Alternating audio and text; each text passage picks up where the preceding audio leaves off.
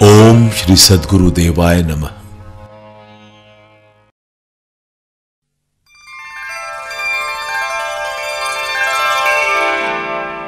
आदिकाल से ही भारतीय संस्कृति में गुरु को सृष्टि के निर्माता ब्रह्मा, पालक विष्णु और महेश त्रिदेवों के समान सम्मान मिलता आया है और संतों ने तो गुरु को इससे भी ऊंचा स्थान दिया है।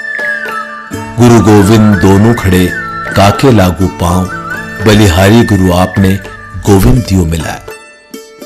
भगवान से मिलाने का माध्यम बनने के कारण गुरु को जनमानस में ऐसा अपार सम्मान सदियों से मिलता रहा है। गुरु अपने शिष्य को प्रभावी मार्गदर्शन से आध्यात्मिक उत्कर्ष के साथ सामाजिक जीवन में उन्नति एवं सफलता का रास्ता बताता है। गुरु की महिमा का वर्णन मानो संभव ही नहीं, क्योंकि इसकी कोई सीमा ही नहीं। गुरु महिमा तो समुद्र को शाही, जंगलों को लेखनी और धरती को कागज बनाकर भी लिखी नहीं जा सकती।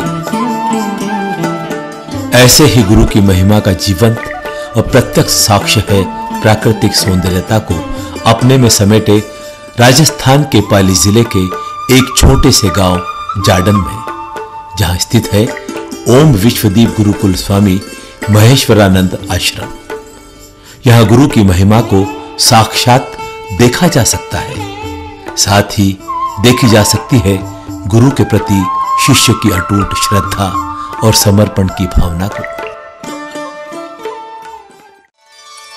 सद्गुरुओं द्वारा जन कल्याण के लिए स्थापित सिद्धपीठ परंपरा में हिमालयन सिद्ध अवतार अनंत श्री विभूषित परिवज्रकाचार्य ब्रह्मनिष्ठ श्रोत्रिय श्री श्री 1008 श्री अलकपुरी जी महाराज, देवादिदेव शिव अवतार अनंत श्री विभूषित परिवज्रकाचार्य ब्रह्मनिष्ठ श्रोत्रिय श्री श्री 1008 स्वयंभू श्री देवपुरी जी महाराज, अनंत श्री विभूषित परिवज्रकाचार्य ब्रह्मनिष्ठ श्रोत्रिय वैदिक धर्माचार्य श्री श्री 1008 भगवान श्री दीप नारायण महाप्रभु जी और पूज्यपाद हिंदू धर्म सम्राट अनंत श्री विभूषित परिवज्रकाचार्य ब्रह्मनिष्ठ श्रोत्रिय परम हंस श्री 1008 श्री माधवानंद पुरी जी महाराज जैसे चमत्कारी संतों के परम शिष्य पूज्यपाद अनंत श्री विभूषित परिवज्रकाचार्य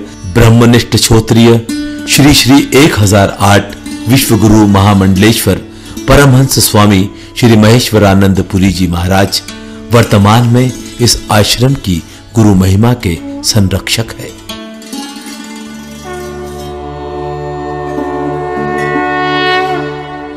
इस पावन गुरु परंपरा की शुरुआत तब हुई जब मोक्ष इच्छा रखने वाले मुमुक्षुओं को मुक्ति देने और सांसारिक प्राणियों के कष्ट को हरने के लिए स्वयं देवादिदेव महादेव अवतार स्वरूप श्री देवपुरी जी महाराज के रूप में धरती पर प्रकट हुए।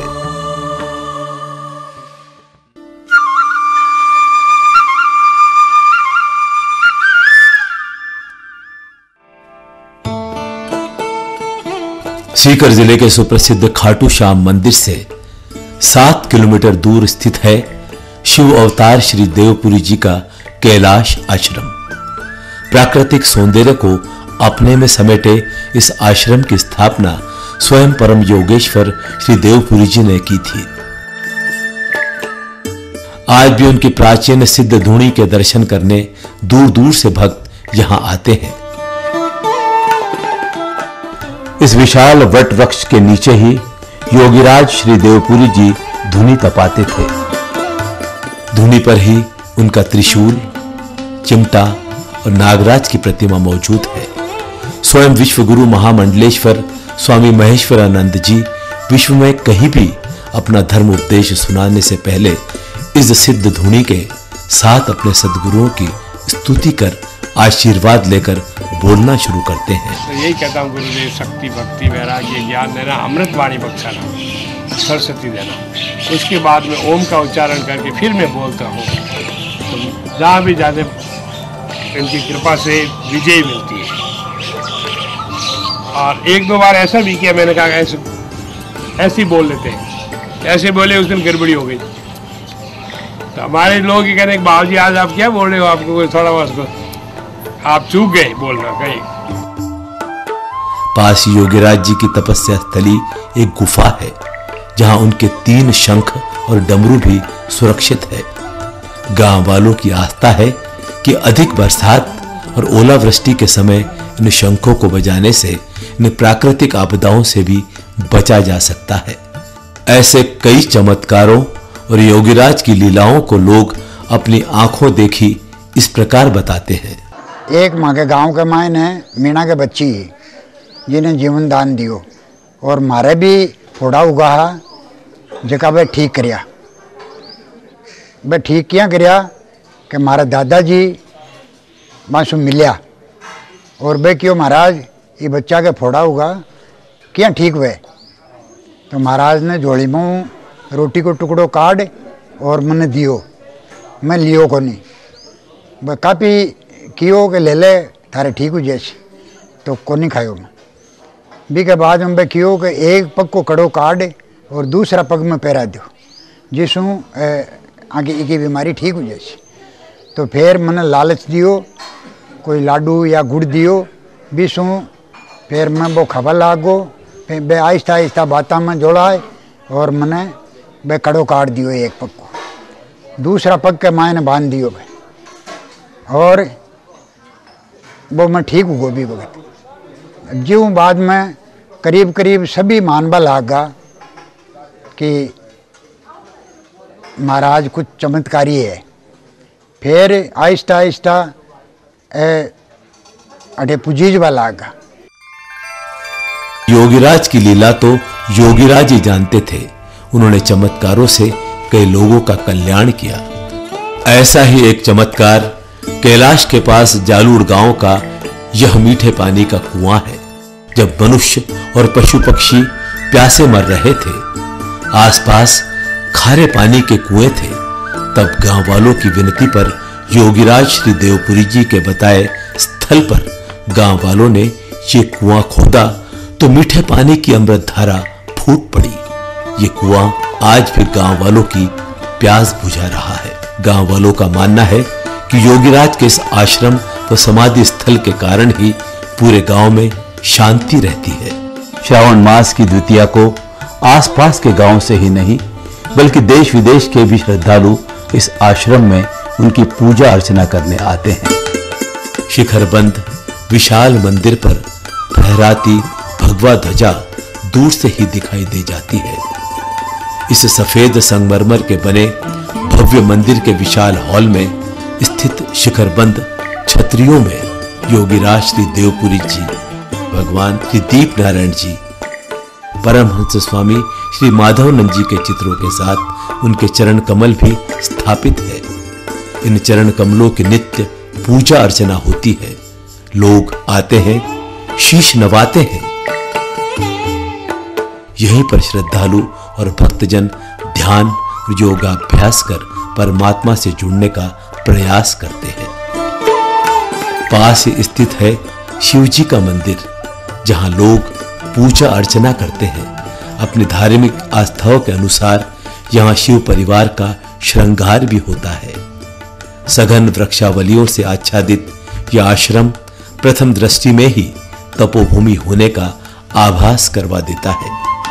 आश्रम प्रांगण में मंदिर के पास ही विशाल प्रवचन स्थल भी है, जहां धर्मगुरु अपने उपदेशों से जनमानस का कल्याण करते हैं। यहाँ रात्रि में सत्संग और भजन कीर्तन का आयोजन भी होता है।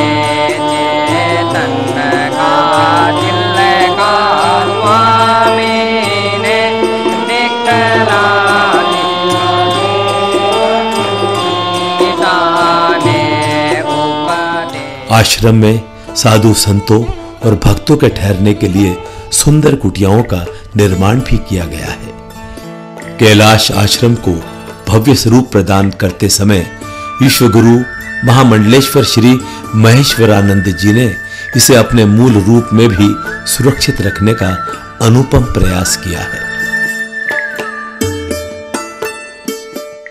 जालूड़ गांव के वृद्ध बजरंग सिंह, जो सेना में रहकर 3 युद्ध लड़ चुके हैं, अपने पर घटित चमत्कार के बारे में यूं बताते हैं। मैं 3 साल को हो जब बीमार और खत्म ही हो, तो गांव में एक नाथन के बाबा देवपुरी जी के पास में ले चलो, तो भाई माँ बापा को कड़ो मान लियो और आएगा। मैं मेरा माँ बापों का अकेला ही हूँ, दूसरा कोई भाई नहीं है। तो मैंने लेर आया, देवपुरी जी बाबा बैठे हाँ, बैठते ही बोलता है ये किस लिए लाया, लाश को किस लिए लाया, उसको वापिस ले जाओ जना। माँ बाप गोदी में लेर मैंने पाछा ही मुड़गार लेगा इतना गेट कर पूछता है, बाबा वापिस आवाज दी, कहते इसको उठा लेवा तो जिंदा है, इसको भूख लग रही है, बोबा दो जना। मैंने यार बोबो दिया ना, मैं बोबो ले लिया ना, मैं जिंदा हो गया ना। बोलता है 7 गावा की लकड़ी और ये काला रंग को बकरो, अरे बाबा मन पर छोड़ो। 7 गावा की लकड़ी लाया और लकड़ियां ने लगा चित्तो और भी जला दी जना, बिग तो राख होगी। और बकरा ने दिन को तो राख था गायब और रात ने दूध काटता। बाबो की इको नाव गिद्ध लाल राखो, और ये गोलियों से बचेगा, लकड़ी लाठियों से बच जाएगा, कहीं इसके ऊपर चोट है, किसी से डरेगा नहीं, और इसका सिर भी दर्द नहीं करेगा। मैं 60 साल का हो गया, अभी तक मेरे कोई तकलीफ नहीं, कोई बीमारी नहीं, और मेरा शरीर बहुत सही है। देवपुरी जी की सेवा करने वाली बड़ी खाटू निवासी 99 वर्षीय किशन कंवर ने तो जो चमत्कार देखा वो आश्चर्यजनक था। वो बताती हैं, चौका के ऊपर कहता भाई मांस दे दो, डरोला सगड़ा नारी को भेज कर बस दौड़ाता खूब। मैं बारी वो देख लेता था ना, कहता कि देख लिया माया ही बात बाप देखी। और कचरा सो जात नहीं दलिया जो मरीड़ा ने दे रहा कौन तो टाबर में बिहार से बाप जी के मुंडा के नाखिया नाखियो अटा क्या नहीं भया गयो।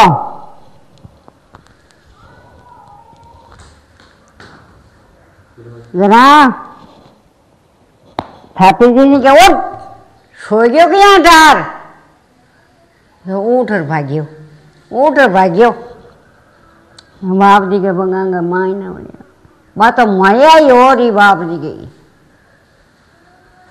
फरमाता जी हाँ भैया तो ब्रह्मलीन होने से पहले योगीराज देवपुरी जी किशन कंवर को अपनी सिंगी और दंड देकर गए थे। आस्था की प्रतीक या आध्यात्मिक धरोहरें आज भी उनके पास सुरक्षित है।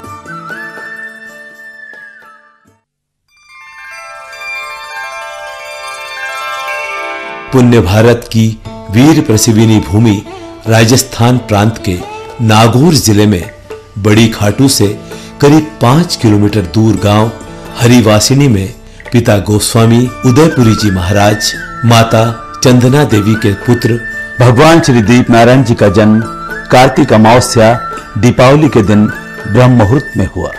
हरिवासिनी में उनका जन्म स्थल, यह घर गांव वालों की आस्था से जुड़ा हुआ है। यहाँ साधना कक्ष में उनकी माला, पलंग, तकिया आज भी सुरक्षित है। पास ही उनका सत्संग स्थल भी मौजूद है। महाप्रभु श्री दीप नारायण जी ने योगीराज श्री देवपुरी जी से गुरु दीक्षा ली थी। योगीराज श्री देवपुरी जी ने गांव कचरास की तपोभूमि में भगवा झंडा गाड़कर महाप्रभु श्री दीप नारायण जी को वहीं निवास कर जन कल्याण करने को कहा। यह स्थान देवडूंगरी संन्यास आश्रम के नाम से आज भी प्राकृतिक सौंदर्यता के बीच स्थित है। इस विशाल आश्रम का सबसे प्रमुख आकर्षण इसका प्रवेश द्वार है।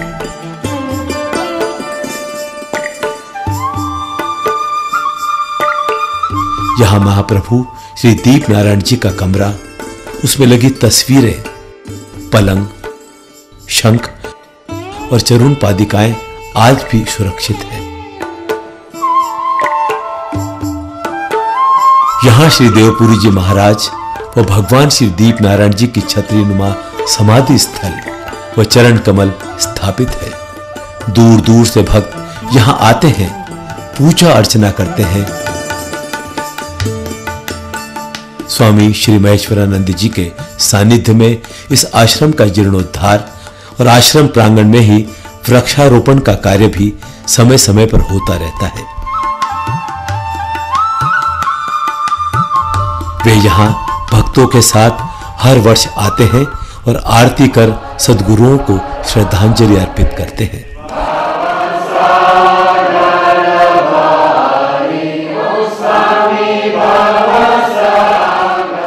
इस आश्रम के आसपास रहने वाले महाप्रभु के चमत्कार की चर्चा करते नहीं अगाते हैं। पास का ही कचरास गांव महाप्रभु जी के चमत्कार का प्रत्यक्षदर्शी रहा है। जब भयंकर बीमारी से गाय, बैल व अन्य पशु मर रहे थे और लोगों को इस रोग की जड़ का पता भी नहीं लग पा रहा था, तब गांव वालों के निवेदन पर महाप्रभु जी ने तालाब के पास भयंकर कांटों वाले झाड़ को गहरे गड्ढे में डलवाकर उनकी समस्या का समाधान किया। उसी समय बीमारी मिट गई और आज तक नहीं आई। चाहे अंधे मेघवाल तथा मुसलमान बच्चे को नेत्र ज्योति देने का चमत्कार हो अथवा मृत बालक को जीवन प्रदान करने का, उनकी लीलाएं तो अपरंपार है।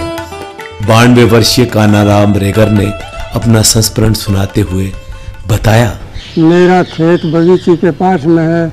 मैं बाप जी की सेवा करता था। मैं बाप जी का बेटा हा तो मेरे घर से मेरी औरत आई कि टीडी आ रही है, जेवड़ा लेवो चालो। बाप जी फरमायो कि भाई विश्राम ले, टीडी खाएगी नहीं तुम्हारा खेत। जब मैं बाप जी फरमा दिया, जब मैंने विश्वास हो गया तो मेरी औरत है पासी जीपरी, फिर टीडी आकर के मेरा खेत में जमा हो गई। तो फिर बाजरा आई तो मैं गया नहीं। जन बाप जी बोला कि इस औरत का, तुम्हारी का जीव खराब हो रहा है, जाओ इस टीडी को छोड़ दो, लामोटी जाओ। मैं खेत में गया, टीडी मेरे साथ में होगी, लामोटी बाजार में छोड़ दिया और टीडी वहाँ गई पड़ी। मैं पासा खेत में आकर और देखा तो एक दाना मेरा नहीं खाया। और भगवान की कृपा हुई। दीप नारायण महाराज की जय हो।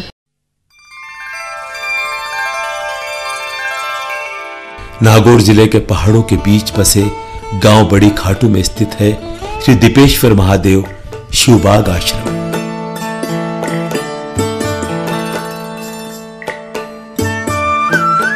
विशाल आश्रम प्रांगण में बने ये मंदिर इसे तीर्थ के समान स्थापित करते हैं। आश्रम अनुपम शोभा कलेवर धारण किए है।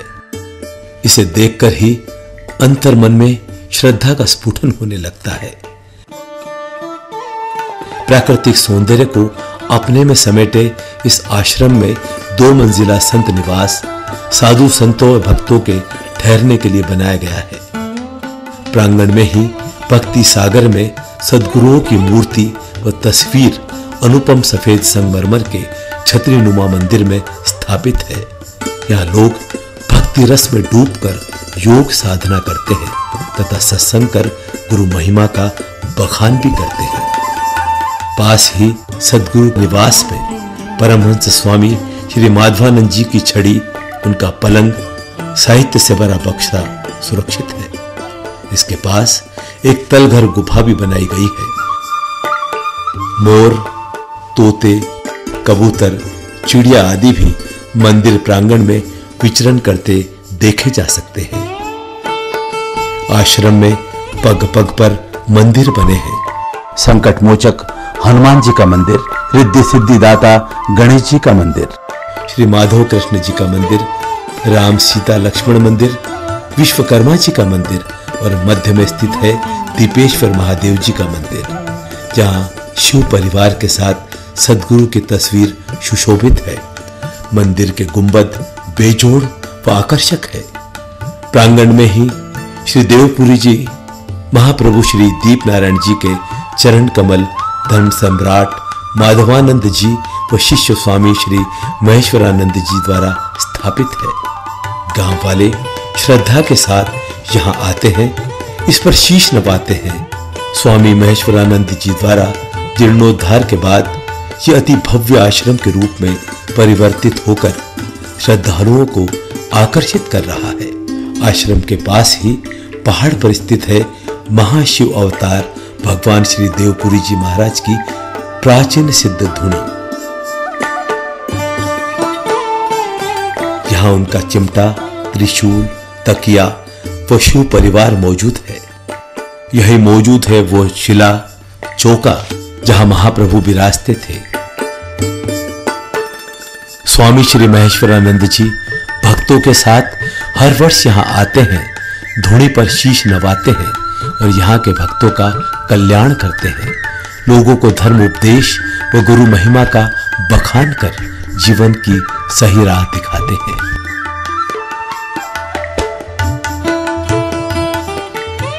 महाप्रभु जी के परम भक्तों में से एक भगवान सिंह सोलंकी का दावा है कि महाप्रभु जी आज भी स्वप्न में दर्शन देकर उन्हें भविष्य की घटनाओं की पूर्व सूचना देते हैं। भर्ती थी फौज के अंदर, तो मैं फौज में जैसे भर्ती के लिए गया तो उसमें किताब में एक मंत्र लिखा हुआ था कि श्री दीप निरंजन सब दुख भंजन मेरी रक्षा करो। तो मैं वो यही मंत्र को मैं पढ़ते रहा और दौड़ते रहा तो सबसे फर्स्ट आ गया। जितने भी आए हुए थे भर्ती होने के लिए उनमें सबसे फर्स्ट आ गया। और भी बाकी टेस्ट हुए तो सब गुरुदेव का नाम लेके मैंने दौड़ा, तो सब में मैं अच्छे डिवीज़न से पास होकर मैं फौज में भर्ती हो गया। तो उस समय मैंने देखा कि भाई इस किताब के अंदर जो गुरु है फोटो है उन्हीं को मैं गुरु करूँगा जब समय मिलेगा तब। तो मैं फौज में भर्ती होकर बेंगलोर चला गया।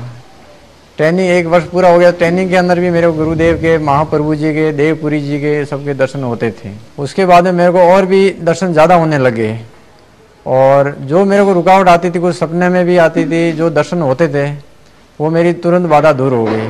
आश्रमों के अंदर ऋषि मुनियों को फ़ोन कर दिया था कि भाई ऐसे पुत्र हो गया, मरा हुआ घोषित कर दिया है। लेकिन गुरुदेव का ये वसंत था, विधाता के ले के ऊपर गुरुदेव मेक लगा देते हैं, मतलब कील लगा देते हैं। गुरुदेव काल को भी भगा देते हैं। तो फिर बाद में गया तो दूसरे दिन गया तो बच्चा डॉक्टर दौड़ के आया मेरे पास, बोला भाई साहब आप कौन से भगवान को ऐसा याद किया जो कि आपके बच्चे का बिल्कुल वापस ठीक होने लग रहा है। मैंने मेरे गुरुदेव को याद किया, मैं और किसी भगवान को याद नहीं किया।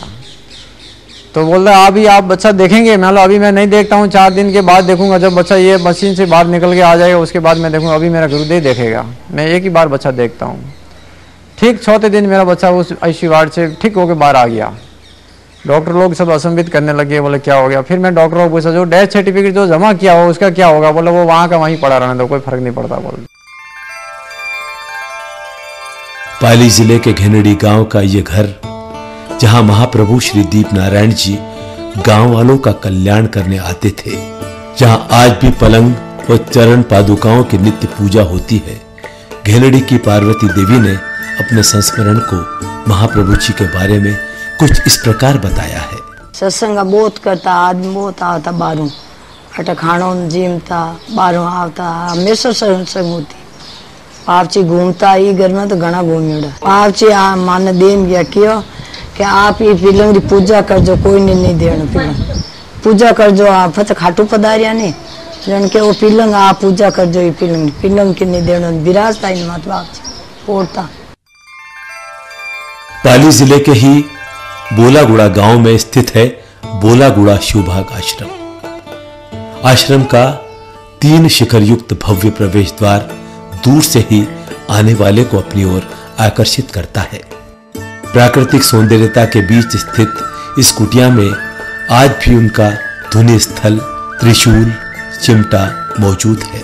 यहाँ महाप्रभु जी का तपस्या स्थल गुफा भी है, जहाँ उनकी तस्वीर तथा एक प्राचीन शिलालेख स्थापित है। आश्रम प्रांगण में ही सर्वेश्वर भगवान श्री दीप नारायण महाप्रभु जी का मंदिर भी है। महाप्रभु जी की अलौकिक पित्त वस्त्र धारण किए मूर्ति, जिसके नेत्रों में अपार करुणा, चेहरे पर हजारों सूरज के समान तेज भक्तों को सहसा अपनी ओर खींच लाती है। मूर्ति के निकट सद्गुरुओं की तस्वीर तथा ये जलते हुए दीपक इसे और भी सुशोभित करते हैं। यह नित्य पूजा आरती की जाती है और भक्त पूरी श्रद्धा से इसमें लीन हो जाते हैं। पास ही में श्री हरिराम जी, मांगीलाल जी, श्री दीपपुरी जी तथा श्री भगवानपुरी जी संतों द्वारा ली गई जीवित समाधियां तथा एक शिव मंदिर स्थापित है।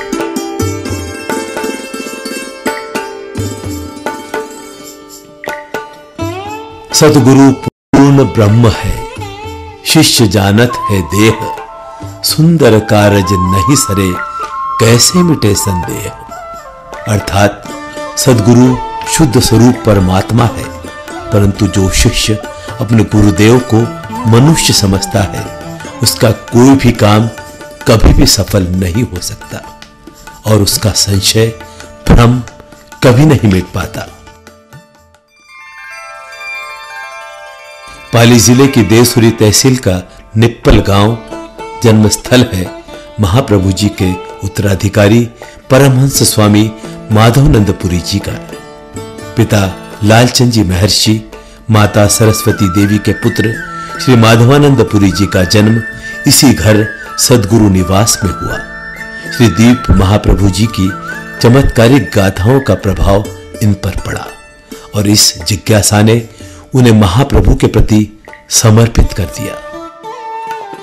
नेपाल का यह विशाल श्री माधवानंद आश्रम 3 भागों में विभाजित है। इसके प्रथम भाग में हिंदू धर्म चक्रवर्ती सम्राट परमहंस स्वामी श्री माधवानंदपुरी जी का साधना कक्ष है, जहां उनकी गद्दी, चरण पादुकाएं, तकिए और कमरे की एक एक चीज उनका जीवित आभास कराती है। अपने सद्गुरु की एक बड़ी तस्वीर भी यहां गुरु श्रद्धा का केंद्र है। दूसरे भाग में शिखरबंद शिव मंदिर अपनी भव्य और अनूठी शिल्प कला से सम्मोहित करता है। सफेद संगमरमर का बना यह शिव मंदिर अपनी बारीक कारीगरी, विशाल गुंबद और बेजोड़ खंभों से सुशोभित है। मंदिर के मध्य में जलहरी से घिरा काले पत्थर का शिवलिंग मन में आस्था की तरंगे उत्पन्न करता है। तीसरे भाग में सर्वेश्वर भगवान श्री दीप नारायण महाप्रभु जी का भव्य मंदिर है। इस परिसर में प्रवेश करते ही हृदय में भक्ति तरंगे उत्पन्न होने लगती है। मानसिक विकार दूर होकर मन अनूठी ऊर्जा से उष्मित होने लगता है। यहाँ पर श्री महाप्रभु जी की अलौकिक मूर्ति सफेद ओमकार मंडित शिला पर स्थापित है। परिसर में सद्गुरुओं की तस्वीरें इसे और भव्य बनाती है। भक्त लोग यहाँ दूर दूर से आते हैं, माथा टेकते हैं, आस्था दर्शाते हैं। मंदिर परिसर के बाहर ही एक विशाल सत्संग स्थल है, जहाँ लोग भजन, कीर्तन और सत्संग करते हैं और गुरु वचनों का आनंद लेते हैं। आश्रम की छत पर विशाल भगवा ध्वज विजयी भाव फहराता है। यहाँ संतों और भक्तों के लिए आवास की पूर्ण व्यवस्था है। महामंडलेश्वर स्वामी महेश्वरानंद जी ने भव्यता और महत्वता के अनुरूप आश्रम में विस्तार करवाया।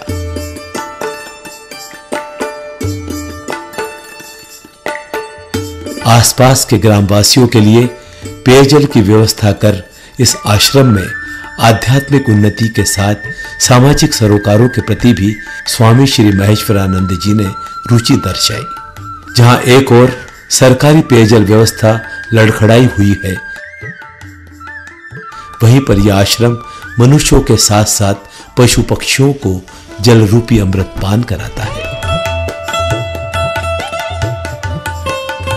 परमहंस माधवानंद जी के भक्त चंदनलाल गर्ग ने उनके चमत्कार अपनी आंखों से देखे।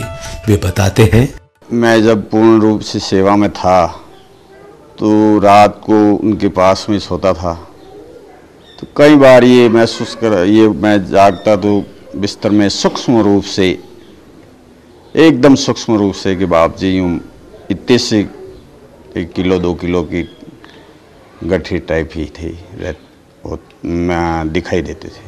जहाँ जहाँ मुझे मुसीबत आई वहाँ वहाँ गुरुदेव ने पूर्ण रूप से साथ दिया।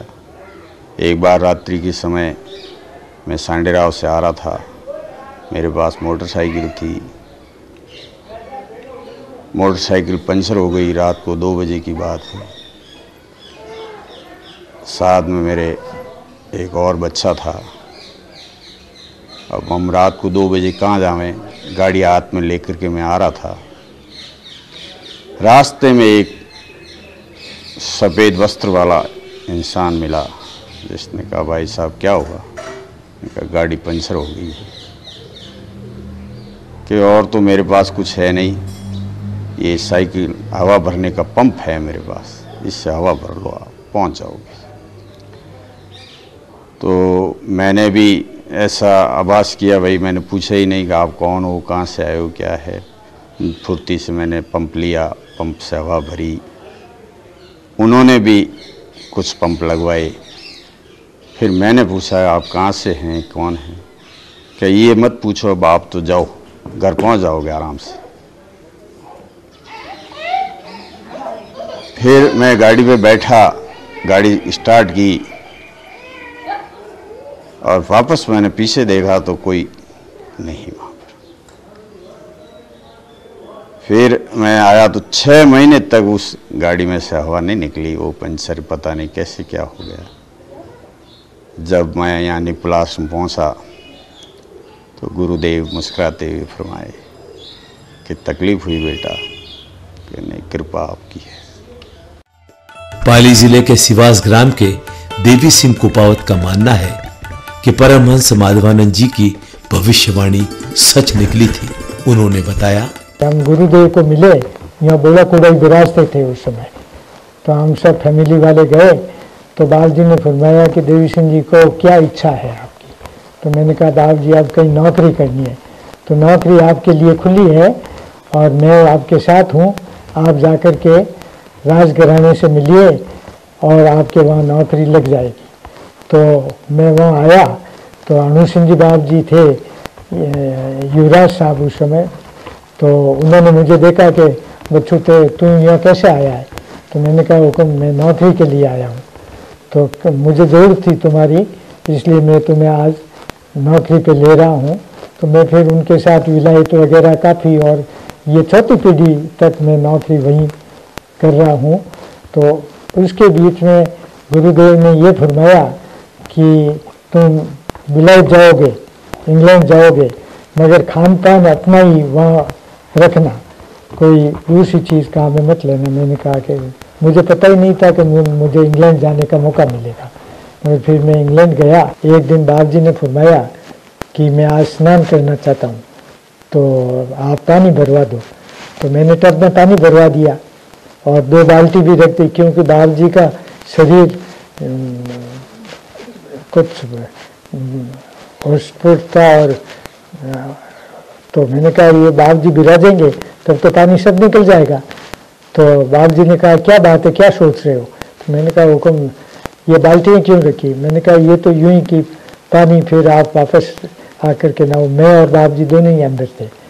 फिर बाप जी ने कहा कि देख लो, अभी हमारे साधुओं के कई शान करते हैं हम। तो छोटे बच्चे के रूप में वो उस टब में, जैसे छोटा बच्चा किलकारी करता है, और वो रूप धारण कर लिया। मैं बड़ा चकित रहा। तो फिर वापस बाप जी उठे, तब मैं मतलब कि बाप जी के सामने देखा कि क्या हुआ।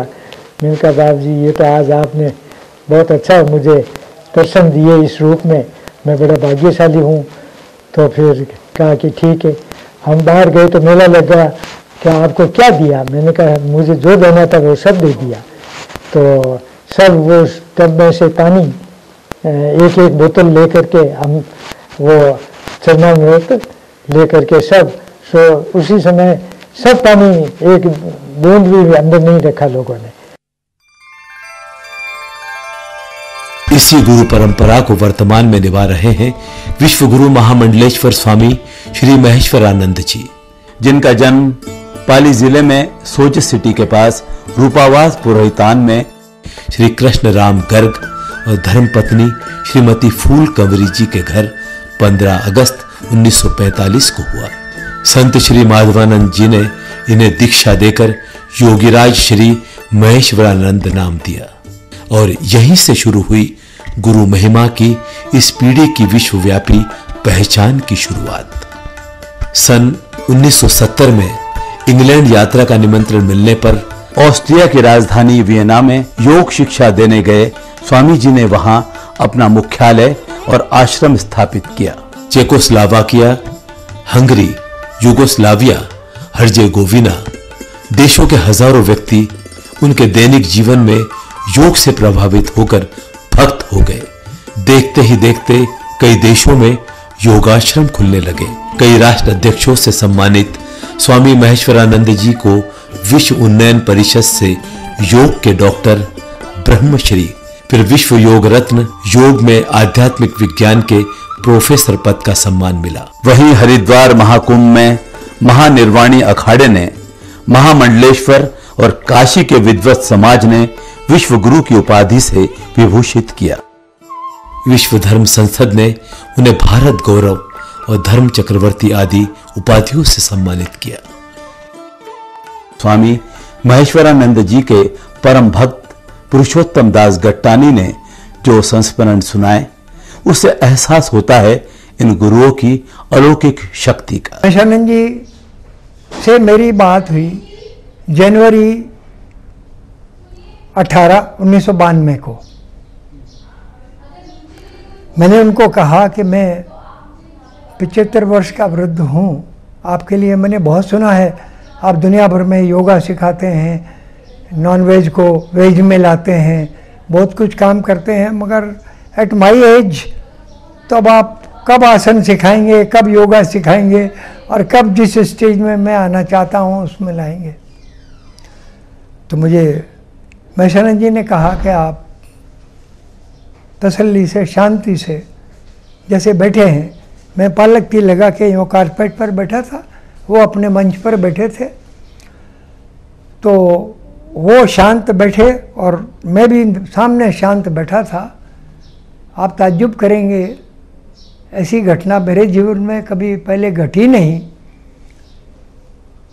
जिस प्रकार डॉक्टर किसी का कोई बॉडी का पार्ट एक्सरे करता है, स्क्रीनिंग कर लेता है, महेश्वरानंद जी ने आंख बंद करके मेरा आत्मिक निरीक्षण किया।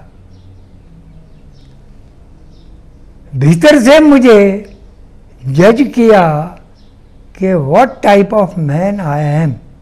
उन्होंने मुझे उत्तर दिया कि गटानी जी, एक तो हम बच्चों को और यंग आदमियों को योगा वगैरह सिखाते हैं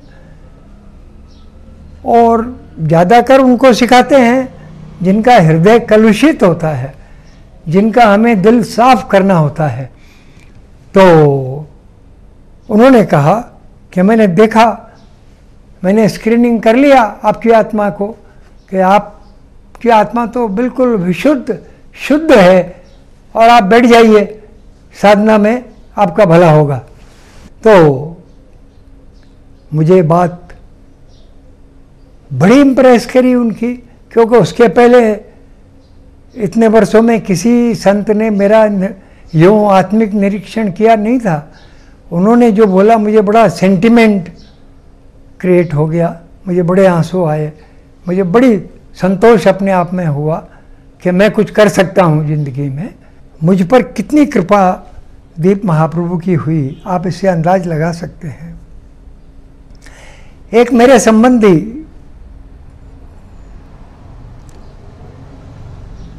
एक छगनलाल जी चितलांगिया जिनका नाम था, यहाँ गणेश जी के पीछे यहीं पर रहते थे।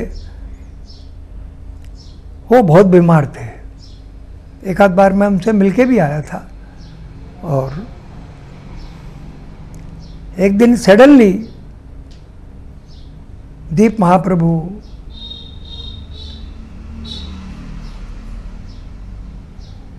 ने मेरे को अपना होठ की उंगली हटाकर मुझे कहना शुरू किया कि आपके एक संबंधी बड़े बीमार हैं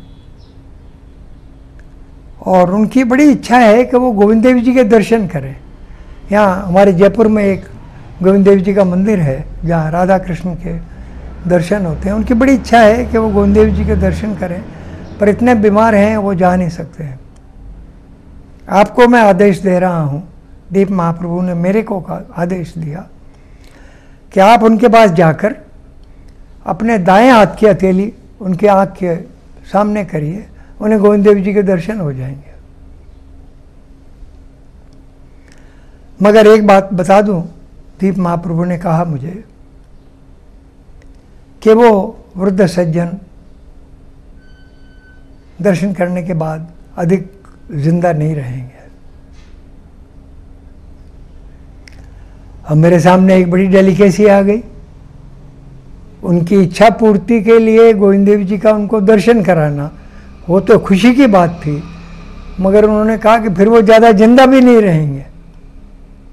खैर उनकी रिपोर्ट्स ऐसी थी कि वो ज़्यादा जिंदा वैसे भी रहने वाले नहीं थे। मेरे ग्रैंडसन मेरे को उनके पास ले गए, उनके बड़े लड़के, उनकी वाइफ, वो सब लोग वहाँ बैठे थे। तो थोड़ी देर शिष्टाचार के नाते उनसे बातचीत हुई सबसे।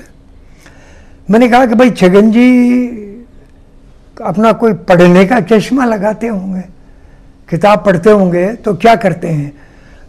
कोई दर्शन करते हैं तो क्या करते? हाँ बोले उनका पढ़ने का चश्मा है। वैसे वो होश में थे छगन जी, कोई और बाहर सीरियस थे पर फिर भी होश में थे। तो मैंने कहा जरा इनका चश्मा लगाओ आप लोग। उनकी मिसेस ने उनके बच्चे को चश्मा ला कर दिया और उन्होंने उसका चश्मा लगाया। मैंने अपना दायां हाथ हथेली उनके सामने, वो लेटे हुए थे, उनकी आँख के ऊपर मैंने दाई हथेली अपनी करी। मैंने पूछा अपने राजस्थानी लैंग्वेज में, कहीं छगन जी थाने गोविंद देव जी का दर्शन हुआ? वो गदगद होकर बोले हाँ हुआ। आनंद आएगा। बहुत दिनों से हमारी इच्छा ही गोविंद देव जी का दर्शन करवा के आज दर्शन करा दिया था, बहुत ही बढ़िया है। उनके लड़के ने पूछा काका जी दर्शन हुआ? हाँ बोलो हुआ। उनकी श्रीमती जी ने उनको पूछा दर्शन हुआ? मेरा बच्चा, मेरा ग्रैंडसन भी बैठा था पास में, सब 3 पीढ़ी के लोग वहाँ पर थे। सबको आश्चर्य होना ही था कि गोविंद देव जी के दर्शन यूँ हो जाते हैं। मुझे नहीं हुए, उन्हीं को दर्शन कराने का आदेश था, मैंने उन्हीं को दर्शन कराया। उनको सब लोगों ने चेकअप कर लिया छगन जी को कि हाँ हमें दर्शन हो गए। दूसरे ही दिन 11 बजे, ये 3-4 बजे की घटना है, और दूसरे दिन 11 बजे न्यूज़ आ गई कि छगन जी ऊपर गए। जाने वाले थे वो तो, कोई मुझे पहले ही बताया जा चुका था। मैं बाय द वे आपको एक एग्जाम्पल देने के लिए मैंने ये आपको बता दिया। उन्होंने तो और बहुत सारे चमत्कारिक ऐसे कार्य किए हैं जिससे मुझे खुद को बड़ी प्रसन्नता हुई। परमहंस माधवानंद जी के ब्रह्मलीन होने के पश्चात विश्वगुरु महेश्वरानंद जी के कंधों पर भारत स्थित आश्रम के संचालन का भी दायित्व आ गया। गुरु के प्रति सच्ची श्रद्धा में लीन श्री महेश्वरानंद जी ने इस दायित्व को निभाया पूरी निष्ठा के साथ। उनका सपना परमहंस श्री माधवानंद जी की परिकल्पना को साकार करना था। इस मुख्य कार्य की शुरुआत हुई 1990 में, जब पाली और सोजत के बीच जाडन गांव में विशाल भूमि पर आश्रम की कल्पना साकार होने लगी। दैनिक जीवन में योग की विश्वव्यापी प्रणाली का ये केंद्र बिंदु श्री विश्वदीप गुरुकुल महेश्वरानंद आश्रम अब लाखों श्रद्धालुओं के बीच मानवीय व परोपकारी कार्यों का मार्गदर्शक बन गया। योग का अभिप्राय है एकता, अतः एकता के लिए समर्पित हो और संपूर्णता का भव्य मंदिर हो, यही कल्पना थी गुरुदेव की। प्राकृतिक सौंदर्यता को अपने में समेटे हजारों श्रद्धालुओं के सहयोग से निर्मित यह आश्रम एकता और संपूर्णता का मार्ग प्रशस्त करेगा। जब लंबे समय से कार्य कर रहे शिल्पकारों की कल्पना को साकार करेगा ओम भवन। स्वयं दीप महाप्रभु ने रात ध्यानावस्था में विश्वगुरु महेश्वरानंद जी के भावनात्मक लगाव को मार्गदर्शन देकर ओम की परिकल्पना की। ओम के आकार के इस विशाल भवन में 108 आवासीय कक्ष होंगे। 3 मंजिल में बनने वाले इस विशाल भवन में 108 फुट ऊंची मीनार ओम के ऊपर स्थित चंद्र बिंदु का निर्माण किया जाएगा। परमहंस स्वामी माधवानंद पुरी जी की समाधि इस भवन के केंद्र में स्थित है। इसमें 12 अन्य मंदिर भी होंगे। विशालता भव्यता के साथ स्थानीय शिल्पकला के इस बेजोड़ निर्माण को गिनीज बुक ऑफ रिकॉर्ड में तो स्थान मिलेगा ही, साथ ही जार्डन स्थित यह आश्रम एक तीर्थ स्थल बन जाएगा। आध्यात्मिकता से भरपूर आनंद के लिए विश्व गुरु श्री महेश्वरानंद जी के देख रेख और मार्गदर्शन में तैयार हो रहे इस विशाल आध्यात्मिक केंद्र से आश्रम को मिलेगी संपूर्णता। मरुस्थल में बरसात के पानी को रोकने के लिए तथा फसलों के लिए आसपास के गांवों को पानी मिल सके, पशु पक्षी प्यासे न रहे, इस सोच को साकार किया स्वामी महेश्वरानंद जी ने। आश्रम में विशाल जलाशय बनाकर जल प्रबंधन के इस बेमिसाल नमूने की भराव क्षमता 250,000 क्यूबिक मीटर है। वर्षा का जल यहां एकत्रित किया जाता है जो जन कल्याण के लिए काम आता है। इस जलाशय से निकली मिट्टी को पास ही में एकत्रित करके 50 मीटर ऊंची पहाड़ी बना दी गई। मानव निर्मित इस पहाड़ी पर वृक्षारोपण के बाद ऐसा प्रतीत होता है मानो कैलाश पर्वत की तलहटी में ओम आकार लिए आश्रम है। विश्वगुरु श्री महेश्वरानंद जी पर्यावरण प्रेमी रहे हैं। वृक्षारोपण इनकी प्रेरणा रही है। लगभग सभी आश्रमों में वृक्षारोपण के जरिए उन्हें हरा भरा करने की गुरु की इच्छा पूरी की शिष्यों ने। यह स्तूपाकार विशाल सत्संग भवन भक्ति सागर, योग शिक्षा व साधना का प्रमुख केंद्र है। आश्रम के मध्य में शिव मंदिर आस्था का स्रोत है, जहां शिव परिवार के साथ सद्गुरुओं की तस्वीर भी स्थापित है। एक विशाल सत्संग स्थल व आवासीय कुटियाएं भी यहां बनी है। दैनिक जीवन में योग के इस अंतर्राष्ट्रीय केंद्र में अनाथ और गरीब परिवारों को सहायता और शिक्षा देने के लिए ज्ञान पुत्र कार्यक्रम की शुरुआत की गई। स्वास्तिक आकार के विद्यालय में करीब 250 बच्चों को आध्यात्म के इस समुद्र में उच्च स्तरीय शिक्षा मिल रही है। गणवेश, पुस्तकें, उपकरण तथा दूर दराज के गांव के बच्चों के लिए विद्यालय वाहन यहां निःशुल्क उपलब्ध है। कंप्यूटर शिक्षा के साथ विद्यालय में बालिका शिक्षा पर भी विशेष ध्यान दिया जाता है। समाज के लिए निभाए जाने वाले इस मानवीय दायित्व के अलावा आसपास के गांवों में पेयजल उपलब्ध कराने, अग्निशमन वाहन की सेवाएं देने तथा गौशाला का संचालन आदि गतिविधियां भी इस आश्रम का हिस्सा बन गई है। अकाल के समय हजारों मवेशियों को सुरक्षा और जीवन दान मिला इस आश्रम से। वर्ष भर स्वामी श्री महेश्वरानंद जी कई सामाजिक कार्यों में भाग लेते हैं, चाहे वो बालिका शिक्षा के लिए विद्यालय की बात हो या वृक्षारोपण की। वे हमेशा आगे रहते हैं। अपने सद्गुरुओं के सभी आश्रमों की देखरेख व जीर्णोद्धार उनका सबसे प्रमुख ध्येय है। उनके प्रयासों और विचारों ने योग साधना के माध्यम से जन कल्याण का सेतु बनाया इन सभी आश्रमों को। यही गुरु के प्रति सच्ची सेवा का अनुपम उदाहरण है। मनुष्य का शरीर जिसके अंदर परमात्मा ने अनंत शक्तियों का भंडार भर दिया है, मनुष्य का शरीर और दूसरे प्राणियों के शरीर में, जीवन में यही फर्क है कि मनुष्य की बुद्धि जो है, उस बुद्धि का विकास हो सकता है विद्याध्ययन के द्वारा, स्वाध्याय के द्वारा, योग साधना के द्वारा। लेकिन दूसरे प्राणी हैं, उनकी बुद्धि का इतना विकास नहीं हो सकता है। इसलिए सज्जनों, ये मानव जीवन बड़ा दुर्लभ है। कहा है कि बड़ा भाग मानुष तन पावा। अरे बड़े भाग्य से मनुष्य का शरीर मिला है, इसको वृथा नहीं गमाना चाहिए। खाना पीना भोगना पशु भी परम सुजान। अरे खाना पीना, भोग विलास करना, सोना और बच्चे पैदा करना, इसमें तो जानवर भी बहुत ही होशियार हैं। हे मानव, अगर आप इतना ही करते हो तो जानवर, पशु और आपके अंदर ज़्यादा फर्क नहीं है। ये शरीर इसलिए मिला है कि परब्रह्म परमात्मा की भक्ति करके, गुरु की शरण जा करके, अनन्य भाव से गुरु भक्ति के द्वारा कृपा प्राप्त करके आत्मा परमात्मा का साक्षात्कार करना चाहिए। वह अंत में उस मोक्ष धाम को प्राप्त करना चाहिए। जैसा कि कहा गया है, ध्यानम मूलम गुरु मूर्ति, पूजा मूलम गुरु पदम, मंत्र मूलम गुरु वाक्य, मोक्ष मूलम गुरु कृपा। अर्थात परम गुरु परमात्मा का ध्यान ही सर्व ध्यानों का मूल है।